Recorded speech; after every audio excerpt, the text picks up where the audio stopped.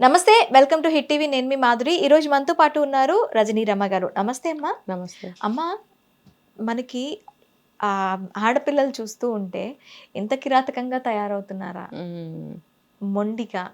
ఎలా అంటే 80 లక్షలు భర్త చేసిన బీమా కోసం హ్మ్. ప్రియుడితో కలిసి భార్య తనని హత్యా ప్రయత్నం తన మీద చేయబోయింది. హ్మ్.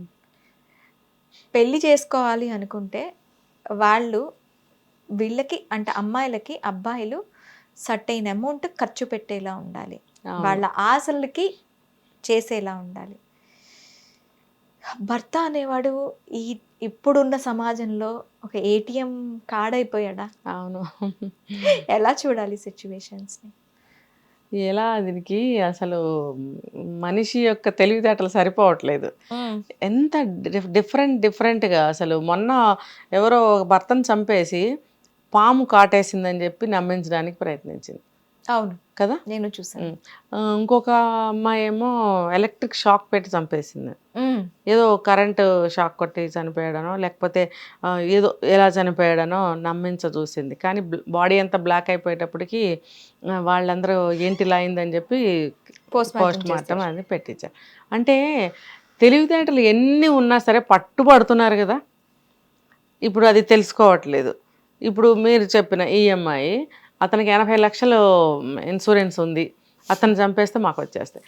అంటే ఎంత తెలివి తక్కువతనంగా ఉన్నారా అని అలా అనిపిస్తుంది నాకు. ఆయన ఉంటే 80 లక్షలు ఏంటి, ఇంకా 80 లక్షలు రావచ్చు కదా. రావచ్చు. అసలు ఆయన చనిపోతే ఏదో అనారోగ్యమో యాక్సిడెంట్ అయితే వస్తాయి, ఇలా చంపేస్తే వస్తాయా అనేది తెలీదా? చంపేస్తే వస్తాయా? రావు కదా. మరి ఆ మినిమం నాలెడ్జ్ కానీ ఆ లాజిక్ కానీ ఎందుకు వాళ్ళు లేకుండా పోతున్నారు? ఇప్పుడు ఈ ప్రియుడు ప్రియుడు ప్రియుడు ఈ మాట విని విని విని నాకు అసహ్యంగా ఉందన్నమాట. అసలు ఈ ఈ ప్రియుడు అనే వర్డ్ని ఎప్పుడు ఎలాంటి మనుషుల దగ్గర వినేవాళ్ళమంటే అందులో ఆ వ్యభిచారంలో ఉన్న వాళ్ళ దగ్గరికి వస్తారే వాళ్ళని అనేవారు ప్రియుడు అని. ఇప్పుడు ఇలా అంటుంటే అసలు నచ్చటం లేదు నాకు. అసలు ఎంత దరిద్రం చేశారంటే అసలు ఇంకా మాటలు. ప్రియుడు ఎంతవరకు అంటే పెళ్లి చేసుకొని ఏటీఎం బ్యాంక్ వరకు ఉంటే పర్వాలేదు, దాని బియాండ్ ఎక్కువగా వెళ్తే మాత్రం చంపేస్తున్నారు. నేను ఈ మధ్య కాలంలో ఇంకో కేసు చూశాను. ఇద్దరికి సెకండ్ మ్యారేజ్. అయితే ఆ అమ్మాయి ఎంత ప్లాన్ వేసిందంటే 4 monthsలోనే మన ఇద్దరికి నేను కన్సీవ్ అవ్వలేకపోతున్నాను నీతో అని చెప్పి, ఏంటి ఆమెకి పెనట్రేషన్ అంటే సెక్స్ కూడా వాళ్ళిద్దరి మధ్యలో జరగలేదు.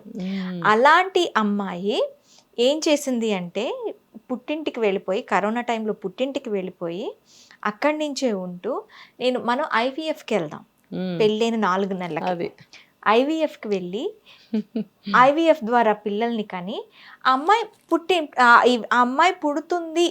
పుట్టింది, ఆ పాపకి పాప పుట్టింది అన్నది కూడా బయటికి తెలియనివ్వలేదు. వాళ్ళు అనుకోకుండా వెళ్తే పాపతో కనిపించారు వాళ్ళు. అదేంటి చెప్పలేదు మాకు అని వీళ్ళ వాక్ అయ్యారు. కట్ చేస్తే 1 year తర్వాత నువ్వు మమ్మల్ని పట్టించుకోవట్లేదు, నాకు డివోర్స్ కావాలి అని చెప్పి ఆ అమ్మాయికి పుట్టిన పాపకి 50,000, ఆమెకి 50,000 ఇవ్వాలని డివోర్స్కి అప్లై చేసింది. అమ్మో ఎన్ని రకాలో. ఇక ఈ స్టోరీ చూడండి, అసలు కొత్త కొత్త తెలివితేటలు నేర్పుతున్నారు. కాదు, ఆ అబ్బాయిని ఓన్లీ స్పర్మ్ డోనర్గా మాత్రమే ఉపయోగించుకుంది. చూసారా, అసలు ప్లాన్లు వేరే ఉంటాయి ఎవరితోనో వెళ్ళిపోవాలి అనేది. అలాంటప్పుడు ఆ పాపను కూడా కనడం అంటే డబ్బు కావాలి. డబ్బు చెప్పాను కదా ఇందాక, డబ్బు అందం ఈ రెండిటి మధ్యలో కొట్టుకులాడుతున్నారు. ఈ రెండే. నన్ను ప్రేమగా చూసుకుని నాకు జీవితాన్ని ఒక మంచి ఒక బాండ్ కలిగి చక్కగా ఆనందంగా ఉంచగలిగే భర్త చాలు అని ఎవరు అనుకోవట్లే. అంత మాత్రం చేత సంపాదిస్తాడు కదా, అతను కూడా తనకు తగ్గట్టుగా సంపాదిస్తాడు. ఈ రోజుల్లో అమ్మాయిలు కూడా సంపాదిస్తున్నారు. ఇద్దరిది కలుపుకుంటే సరిపోదా? ఈజీ మనీ కావాలి, అందంగా ఉండాలి. చెప్పాను కదా, ప్రభాస్ మహేష్ బాబు తప్పితే ఇంకెవరు కనపడరు, వీళ్ళిద్దరే కావాలి అందరికీ. ప్రియుడు మళ్ళీ భర్త అయితే ఒప్పుకోరు. ప్రియుడుగానే ఉండాలి, భర్త భర్తగానే ఉండాలి. మరి ఏంటో అది వాళ్ళ సైకాలజీ అడగాలి. అయితే ఇప్పుడు ఏదో ఒక విధంగా ఇలా చేస్తున్నారు. అది చాలా అమానుషం. దీన్ని ఎలా చేయాలమ్మా? దీనికి అడ్డుకట్ట వేయాలి అంటే ఎక్కడి నుంచి, ఈ మూలాలు ఎక్కడి నుంచి స్టార్ట్ అయ్యాయి? వీటిని కట్ చేయాలి అంటే ఏం చేయాలంటారు? ఇప్పుడు తల్లిదండ్రులు పట్టించుకోవడానికి దగ్గర ఉండరు కదా. అవును. ఇప్పుడు అత్తమామలు పట్టించుకోవడానికి వాళ్ళు దగ్గర ఉండరు కదా. అదే కదా, వాళ్ళని దగ్గర ఉండనివ్వరు. అసలు రాకూడదు, చచ్చిపోవాలి వీలైతే వాళ్ళు. వీళ్ళకి పెళ్ళి అవ్వగానే గట్టుకుని ఏదైనా మింగేసి చచ్చిపోవాలి. అత్తమామలని ఉండకూడదు. మరి అలా ఉన్నప్పుడు తిరిగి తిరిగి మళ్ళీ రోజులు వెనక్కే రావాలి. వచ్చినప్పుడే కొంచెం కుటుంబాలు, వ్యవస్థ అన్నీ కూడా బాగుంటాయని అనిపిస్తుంది. వీళ్ళకి అడ్డు ఆపు ఒక కనిపెట్టుకునే ఒక మనిషి లేకపోవటం వల్ల ఇలా చేస్తున్నారు. ఇంకా వాళ్ళ మీద ఎవరు అదుపు ఉంటుంది, ఎవరు నిఘా ఉంటుంది? భర్త అనేవాడు అతని ఉద్యోగం అతను చేసుకుంటాడు, ఈ అమ్మాయి ఉద్యోగం ఈ అమ్మాయి చేసుకుంటే తలుపులు తాళాలి. ఇంకా ఎవరుంటారు ఇంట్లో? వీళ్ళని పట్టించుకొని పక్కింటి వాళ్ళకి పట్టించుకొని చెప్తారా? వాళ్ళకి ఎంతవరకు అవసరం ఉంటుంది? 1% కూడా వాళ్ళకి అవసరం. అదే అసలు ఉండదు వాళ్ళకి. ఎవరితో వెళ్ళింది వచ్చింది మన తలుపులు వేసుకుంటున్నారు ఈ రోజుల్లో. పక్క ఇంట్లో ఏం జరుగుతున్నా కూడా తెలిసినా కూడా తలుపులు వేసుకుంటున్నారు. అసలు తెలుసుకోవాలనుకోవట్లేదు. ఎందుకంటే ఆ గాలి మనకు సోకుతుందేమో, బాబోయ్ అదేదో మనకు చుట్టుకుంటుందేమో అన్న భయాలు కూడా ఉన్నాయి ఈ రోజుల్లో. అందుకని ఎవరికి వాళ్ళే అదుపు పెట్టుకోవాలి. నేను ఎటువంటి వాల్యూస్తో పుట్టాను, పెరిగాను, ఇప్పుడు ఎలా ఉంటున్నాను అనేది ఎవరికి వాళ్ళే అనుకోవాలి. అంతేగాని ఇప్పుడు ఈ అమ్మాయి చంపేసింది భర్తని, బీమా డబ్బులు రావాలి అంటే చంపలేదు, బెదిరించింది. నెక్స్ట్ అదే జరుగుతుందేమో. ఈ అబ్బాయి త్వరపడి కేసు పెట్టాడు ముందుగానే. బాధితుడు పెట్టలేదనుకోండి, చాలా తొందరలోనే చంపేసి ఉండేదేమో, చంపేస్తుందేమో. మరి అంటే ఇప్పుడున్న పరిస్థితుల్లో అబ్బాయి సేవ్ అయ్యాడని చెప్పుకోవాలి. అందరూ చనిపోయారు కదా పాపం. ఇతను ఒక్కడే సినిమాలో చూపించినట్టు సినిమా హీరో ఒక్కడే బతుకుతాడు కదా. ఎన్నో కేసులు అయిన తర్వాత హీరో కూడా అందులోకి వెళ్తాడు. వెళ్ళి అదేంటో తెలుసుకుందామని వెళ్ళి అదంతా జయించి బయటకు వస్తాడు బ్రతికి. ఆ టైప్ లో ఈ అబ్బాయి బ్రతికి బయటపడ్డాడు. మిగిలిన మగరాజులందరికీ హీరో. అతను సేవ్ అయినట్టు అప్పుడే కదా హీరో అవుతాడు. ఇప్పుడు నిజానికి ఈ అబ్బాయి హీరో అని చెప్పుకోవాలి. లేకపోతే చాలా తొందరగానే కొద్ది రోజుల్లోనే అయిపోయేవాడేమో పాపం. అయితే ఇప్పుడు ఆ అమ్మాయి చూసారా రీల్స్ ఎలా చేసిందో? గన్ పట్టుకుని ఇలా పెట్టి రీల్స్ తీసుకోవడము, బాయ్ ఫ్రెండ్స్తో వెళ్తూ తీసుకోవడము, సిగరెట్లు కాల్చడము, తర్వాత ఇంట్లో టార్చర్ బెదిరిస్తుందంట, నేను చంపేస్తాను. ఆయన ఎవరు అర్జెంట్ నేవల్ ఆఫీసర్ వైఫ్ చంపేసింది కదా అతన్ని, అలా నేను కూడా చంపుతాను. ఇంకా ఏవో కేసులు అన్నీ మీరట్లోనే జరిగినాయి. ఇలాంటి కేసులు ఇప్పుడు ఈ మధ్య మీరట్లో చాలా కేసులు జరిగాయి. ఒకళ్ళని చూసి ఒకళ్ళు నక్క వార్త పెట్టడం అలాగా. నిజంగా అదేనా అని ఆశ్చర్యంగా ఉంది. ఒకళ్ళని చూసి ఒకళ్ళు చంపడం ఏంటి? ఒకళ్ళని చూసి ఒకళ్ళు వేరే ఏమైనా చేయొచ్చు కదా. ఆశ్చర్యంగా ఉంది కదా. ఒక్క మీరట్ అనే కాదు, అన్ని ప్లేసుల్లో కూడా రిపీటెడ్గా అన్నీ జరుగుతున్నాయి. అంటే ఒకళ్ళని చూసి ఒకళ్ళ. మరి అందరు జైలుకే వెళ్ళారుగా. అంటే నేను కూడా వెళ్దాం 10 మంది వెళ్ళిందా వెళ్దామని నిర్ణయించుకుంటున్నారా వీళ్ళు? అది నవ్వాలా, ఏడవాలా, బాధపడాలా అసలు అర్థం కాని స్థితిలో ఉన్నాం మనలాంటి వాళ్ళం. ఇంకా ఇప్పుడు అది పాలసీ చంపితే వచ్చేస్తుంది ఆ అమ్మాయికి, రానే రాదు.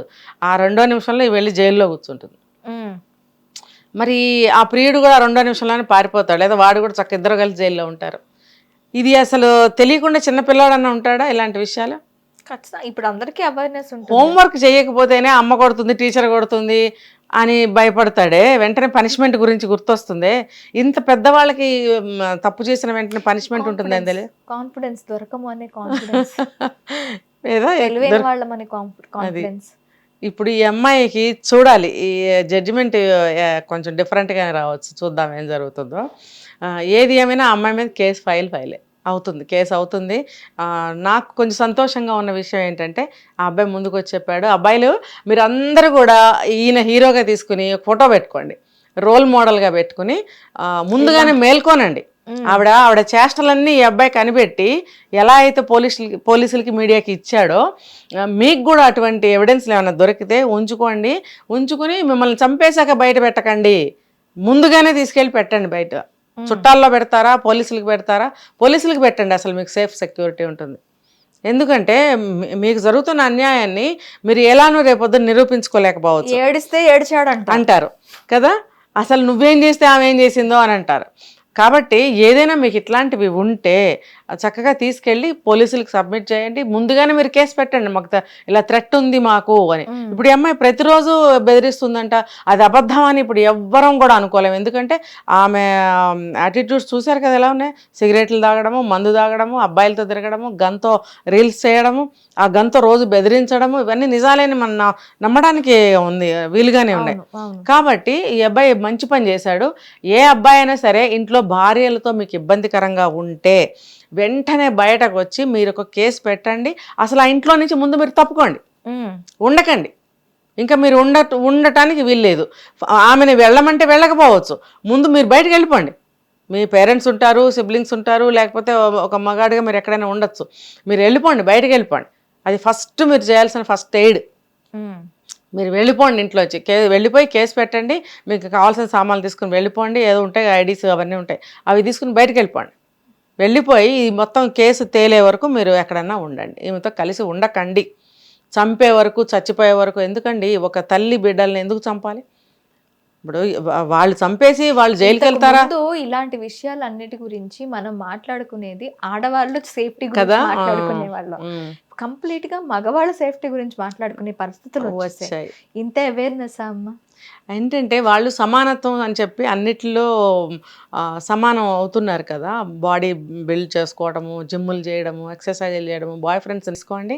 ఇలాంటి పరిస్థితి వస్తే మీరు ఇంట్లో ఉండకండి. ఎవిడెన్సెస్ ఏమైనా ఉంటే సబ్మిట్ చేయండి. మీ ఐడీస్ ఏమైనా ఉంటే తీసుకొని బయటకు వెళ్ళిపోండి. మీ బ్రతుకు మీరు బ్రతకండి. మీ ఉద్యోగాలు మీకున్నాయి. డివోర్స్లా ఇంకోట నెమ్మది మీద తేలుతాయి. మీరైతే ఆమెతో కలిసి ఉండకండి. నన్ను ఇలా చేశాడు, వెళ్ళిపోయాడు, నా భర్త కదా నాతో కలిసి ఉండాలి అని అంటే మీరు ఫస్ట్ ఒక కేసు ఫైల్ చేశారు కాబట్టి దాని మీద ఆధారంగా కేసు నడుస్తూ ఉంటుంది. మీరు భయపడుతున్నారు కాబట్టి కలిసి ఉండమని కూడా చెప్పకపోవచ్చు. మీకు ఇంకా ఇష్టం లేకపోతే డివోర్స్ కేసెస్ వేయండి. నేను చెప్తున్నా, ఏం తప్పేమీ లేదు. ఎంతమంది వేసుకోవట్లేదు? అవును. ఆ భార్య పెడితేనే సంతకం అవుతుందంటే తర్వాత చూసుకుందాం అదంతా. ఫస్ట్ మీరైతే ఈ పని చేయండి. ఇంకా మీరు ఉండలేరు. మీకు ఒకసారి భార్య మీద ఇటువంటి అభిప్రాయము, అనుమానము కలిగింది అంటే అసలు మీరు ఒక్క నిమిషం కూడా మీరు కలిసి ఉండటానికి మీరు ఇష్టపడరు. ఉండలేరు అనట్లా నేను ఇక్కడ. మీరు ఉండలేరు కాదు, ఇంకా అసలు ఇష్టపడరు, అంతే. ఇష్టపడరు కాబట్టి ఇంకా ఆ ఇంట్లోంచి వెళ్ళడం అనేది 100% కరెక్ట్. ఓకే ఓకే అమ్మా, thank you very much. Hit TV app, ఇందులో short news, live news, entertainment shows, movies, digital magazines తో పాటు మీ జిల్లా వార్తలను కూడా ఫ్రీగా చూడొచ్చు. ఇంకెందుకు ఆలస్యం, వెంటనే హిట్ టీవీ యాప్ ని డౌన్లోడ్ చేసుకుని ఫ్రీగా ఎంటర్టైన్మెంట్ పొందండి. Hit TV app. Hit TV app. Please download hit TV app. Hit TV app ని ఫ్రీగా డౌన్లోడ్ చేసుకొని ఎంజాయ్ చేయండి. మీకు నచ్చిన ఎంటర్టైన్మెంట్ కోసం హిట్ టీవీ యాప్ ని ఫ్రీగా డౌన్లోడ్ చేసుకుని ఎంజాయ్ చేయండి. హిట్ టీవీ యాప్ ని డౌన్లోడ్ చేసుకుని ఆస్వాదించండి, ఆశీర్వదించండి. ఇంతమంది సెలబ్రిటీలు హిట్ టీవీ యాప్ ని డౌన్లోడ్ చేసుకోండి అని చెప్తున్నారంటే ఎంత మంచి యాప్ ఆలోచించండి. అమెరికా అమెరికా అమెరికా అమెరికాలో చదవాలనుకునే వాళ్ళకి విశ్వసనీయమైన పేరు మన శౌర్య కన్సల్టెన్సీ. UK లో 1 year masters, UK లో 1 year masters, 2 years work permit up to 5 years visa. Contact Saurya Consultancy. Contact 89851 89851.